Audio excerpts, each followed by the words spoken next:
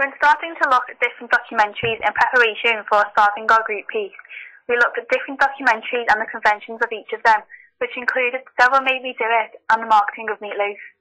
My group and I produced a TV documentary on Adobe Premiere Pro, which specialises in making movies and editing the elements in and out to include to a documentary. The similarities of my project and real media products are shown in our project. For example, the questions our group were asked during interviews we edited out, which is following the codes and conventions.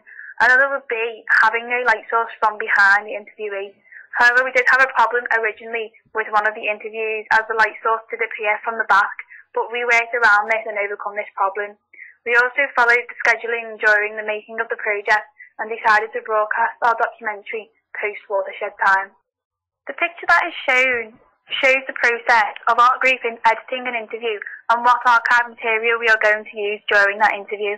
This also shows the different questions being split up individually so we could edit them easily and add in transitions. This picture shows our group working on the title in Photoshop as we wanted to superimpose it onto the t-shirt in our title sequence. As this picture shows, we use a transparent background so white wouldn't appear in the background on our edit. However, we did have this problem and we overcame it by using something else. This picture shows our group editing the opening title sequence for our documentary. We filmed around 5 different sequences for our title sequence and decided on this one. However, we would still like to improve on this in the final draft. This shows us superimposing the title onto the t-shirt.